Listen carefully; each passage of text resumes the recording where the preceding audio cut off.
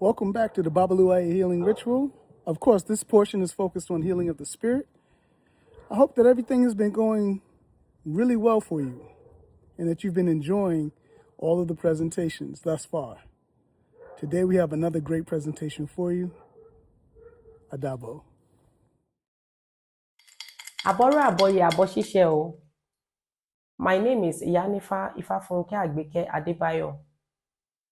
I am grateful to be part of Ile I's 6th annual 16-day virtual Babaluaiye Healing Ceremony. This year's theme, Healing is Spirituality, and Spirituality is Healing, reminds us that true healing must include our body, mind, and spiritual body. In Ifa, the physical body is our first temple, and we care for it by eating well, staying hydrated, resting, using herbs, and cleaning of our environment. A strong body supports spiritual healing. And for the spiritual body, this holds our energy, emotions, and destiny. And how do we care for our spiritual body? We nourish our spiritual body through iwuri, prayers, meditation, cleansing, and by making necessary offerings. When spirit is balanced, healing begins. Let's look at this Ifa verse from Odu Idinrete, which is also called Idinleke.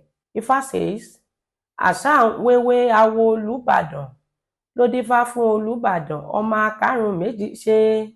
Wọ́n ní ó kára ńlẹ̀ ọjà rí ẹbọ, wọ́n ní ó rú, ó gbẹ́bọ, ó rúbọ, ó gbèrú, ó tèrú.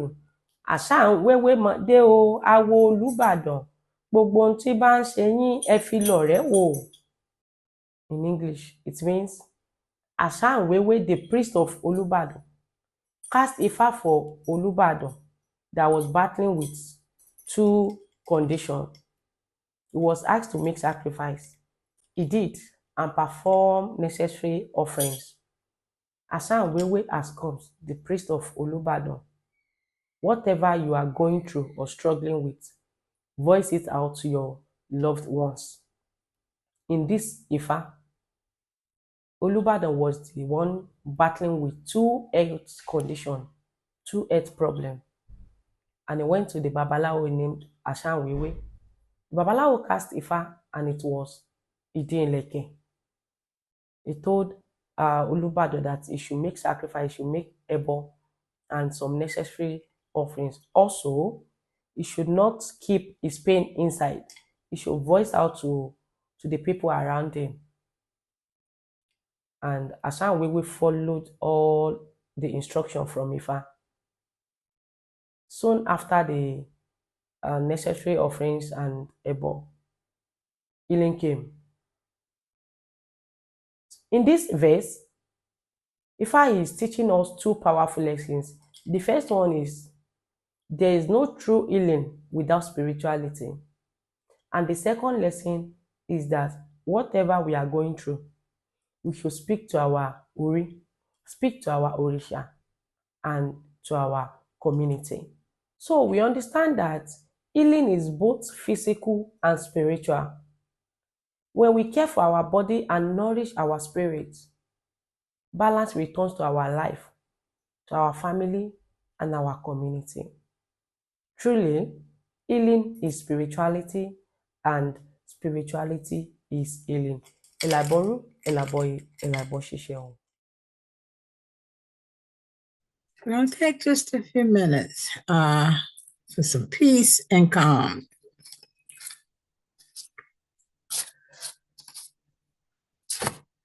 Take the next few moments for yourself. I want you to slow down and refill your energy and connect with your peaceful state that is already within you.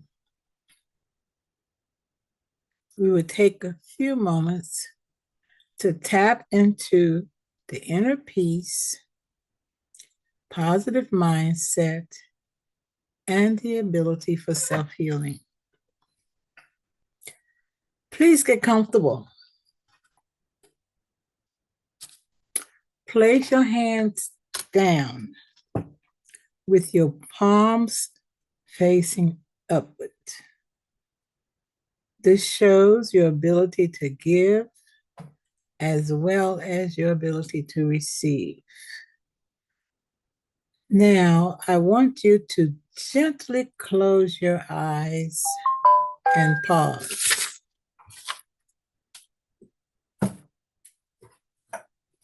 Mindfully breathe and let everything else go. Peace is within you. Breathe deeply through your nose and release through your mouth. Do it again. Inhale and expand as you inhale, and then release slowly as you exhale. Continue like this as you feel your body soften and your muscles relax. Let loose as your mind becomes clear. Together, we will take a moment to pause and calm down.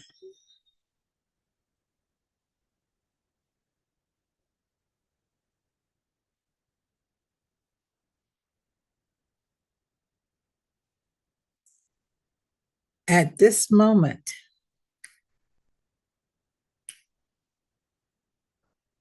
you can present this pause, can invite you with a sense of gratitude. This pause can reconnect you with what is important. This pause can improve your self-care,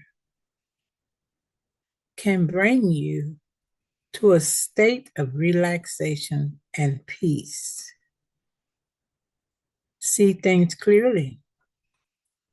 You can be open to many possibilities. Pay attention to your breath. It leaves your mind in tensions and relaxes you further. Allow your thoughts to come and go, just like you rise and fall on your breath.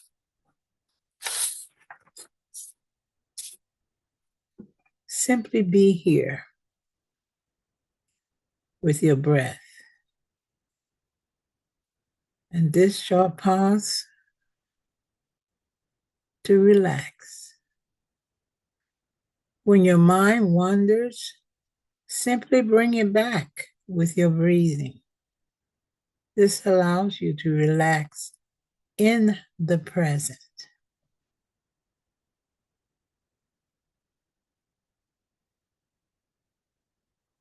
Also, it connects you with the feeling of calm that is within you. I want you to feel it, remember it, and savor the state of tranquility.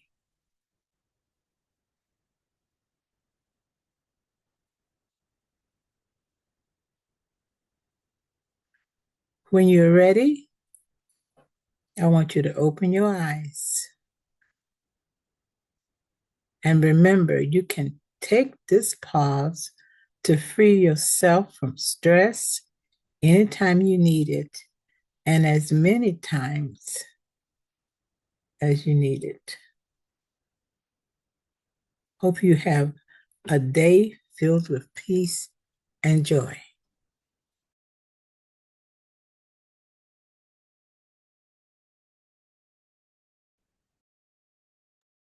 Greetings, everyone. It is a pleasure and delight once again to share with you the message, the lesson.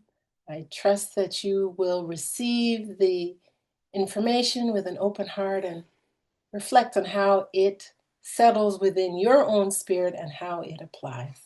So as many of you know, I frequently talk about change, and that is something that I hold near and dear as I embrace change, as I navigate change, as I try to make changes for myself and within my family and community. And I encourage you to see what change means to you. I begin today's message with a quote.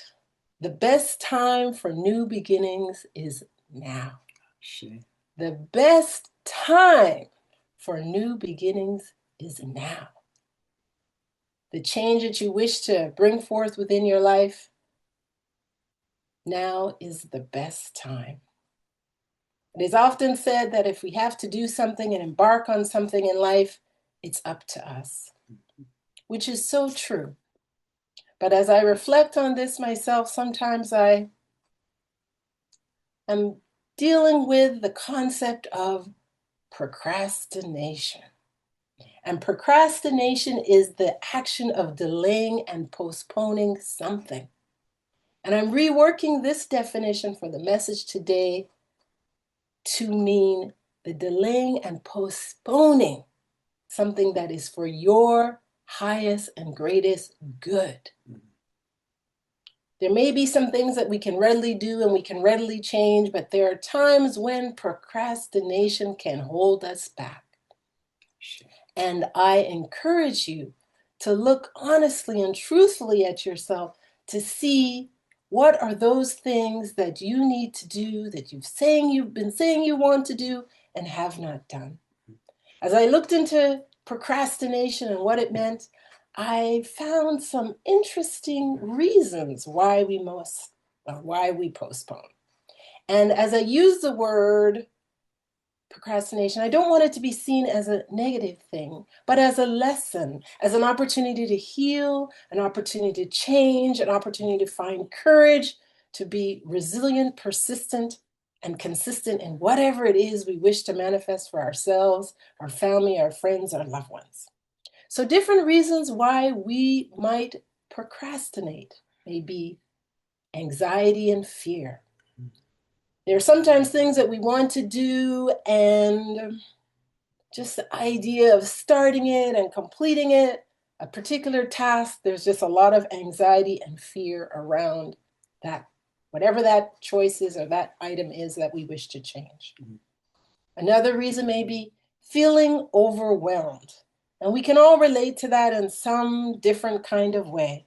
But the task just seems too large, too complex, and very easy to put off. You know what it is. You don't even have to share it with anyone. You know within yourself what that task might be.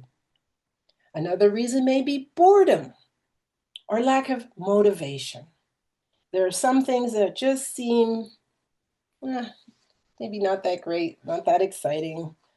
I don't really feel the desire or need to do it, but it is something that we need to do. Another reason may be perfectionism. Those of you who know who you are, like things just so, just right, in a particular way. And maybe we are setting up standards for ourselves that are quite high, and there's a fear that we might fail, or we might, invite criticism if we don't necessarily do things the way that we'd like to with that perfectionism, that perfection that we desire. Another reason for procrastination may be low self-esteem and self-doubt. If we have low self-esteem, we may have fear of meeting expectations and failings. So that is a definite reason. And then also the emotional aspect of procrastination. Struggling to manage our emotions as we strive to complete a task, being focused, motivated to do what we need to do. So these are just some of the reasons that I have found and also feel I can definitely relate to on why I might put a particular task off. There may be a number of reasons for that, but I invite you to look at procrastination as a concept that might be coupled or bundled with other things. One being procrastination being attached to the concept of greed. I looked to Ifa to find some guidance, some poems, some stories that might help us to better navigate the challenges we have, and again, use procrastination as a way to help us to move forward, a way to help us to heal. With that being said, I am going to get the assistance of my wonderful husband, Baba Obasanjo, to help transfer this information of this topic through a chant. I did say earlier that there can be a coupling and pairing of a so-called vice of procrastination. For instance, if you're a thief, then you are also a liar. You can't be a successful thief without lying. You can't be deceitful and not truthful. So with that being said, I'm going to have him share this particular poem, for which I'm going to share a story with, that will help to shed a different light on this topic that I'm presenting today. Okay. And the name, Oyeku Logbe. Yeah. Oyeku Logbe. He's going to chant. Oyeku Logbe. Kobarashe. We're going to try that again. Speak up, Baba. Oh, sorry. Hold on. Let me just get something. Oyeloku Oma Logbe. Oyeku Laun Logbe. Oyeku Wa Logbe Tan. Erin Shi. Erin Pewan. Oyeloku Oma Logbe. Oyeku Laun Logbe. Ipele Eri Idi Paka. O Apoma. One Apoma. Eye Kekere. Ori Ibo. Eye Tiani. Winnie Kanle. Adifafun ode afawanya. Eyetishi ode eba okun. Wanshe ode afawanya. Mama ta o ode afawanya. Mama ta. Ire owo to rire o. Ko o mama ta atadanu. Ode afawanya. Mama ta.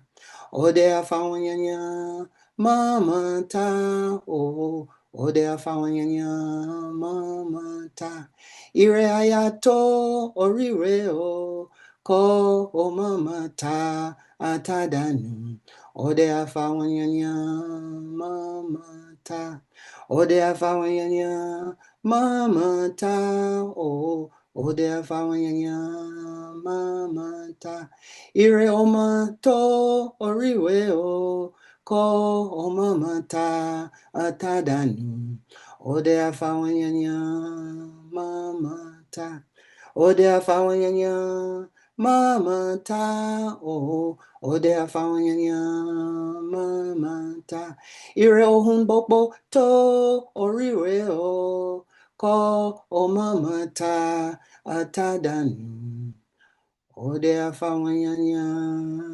mama ta. Thank you, Baba. And although we may not understand all the words, may you feel the essence and energy of that particular chant. So with that being said, let me share the story of this particular chant, this poem. There was a hunter. He was a hunter who hunted in the ocean, the Atlantic, the one world ocean. And the hunter who had an expansive net.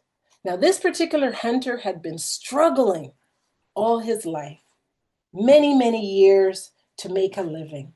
He would get up at 3 a.m. with his crew, and they would go to catch the fish that they needed. They did this day after day, year after year. They would use a hook, line, and sinker method to get the fish, only to find that they were only able to catch the fish that they needed for that given day, and have to repeat the same thing over again the next day. This particular hunter had the idea of well, if I weave a big net, I can catch many fish from my canoe with my crew, and it will be much better for us. So with this idea, the hunter went for his divination key. And when he went for the divination, he was told, yes, you will be successful with this method of catching the fish. However, you have to beware of being greedy. The hunter's like, oh, no, not me. I will not be greedy. I definitely will not be greedy. That will not be an issue. And so he was granted the opportunity to go and fish with this large net. He did that, and he was able to get large fish, small fish, all kinds of fish. And he was able to do well. So Olokun was in the ocean, was told by one of his emissaries, they're like, this hunter, he's catching everything. He's taking a lot. And this might not be so good.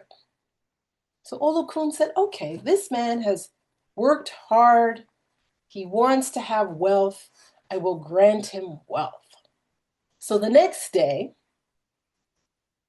when the hunter was going out to fish and meet his crew at 3 a.m., as he was leaving his home, he could barely get the door open of his home opened so he could leave to go fishing. There were cowrie shells everywhere, piled high down the street. He had to wake up his family members. He had to wake up his neighbors, and they had to gather up all of these shells, these riches, and place them in a cave, because in the olden days, the cave was like the bank and where you place the cowrie shells. There were so many shells. And he had to go, and he was a multi-millionaire in one day. So he gathered up his family, his friends, they took the shells to the cave, and then he realized that he hadn't told his crew that he wasn't coming, but he got word to them and said, okay, tomorrow we will cast the large net tomorrow. The next day came back, and before that, Olakun's like, okay. He was going to go fishing again. And Olokun said, okay, well, maybe that wasn't enough yesterday, so I will give him more. So the next day, the second day, he had cowrie shells, he had trinkets, he had expensive garments and fabrics, all piled high, 3 blocks down this time. He had to get his neighbors, his family, everyone close by, because the riches were so plentiful.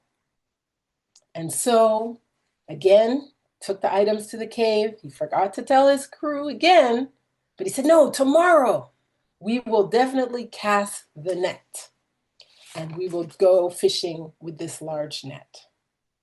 The third day, Olokun said, this man is greedy. So this time there were no trinkets left by his door, no cowrie shells. But again, he was about to go to his canoe with his crew to cast the large net. And as he was walking towards the water, he heard the birds sing in Yoruba. Ode afawanyanya mama ta o ode afawanyanya mama ta ire oto oriwe o ko mama ta atadanu ode afawanyanya mama ta. Do not cast the net. Right. So the birds were singing in Yoruba, fishermen with the expansive net, do not cast today. And Hunter's like, I'm hearing things. The birds are saying something in Yoruba, but this doesn't make sense. He did not heed the song of the birds and went out to cast. And unfortunately, he perished at this time.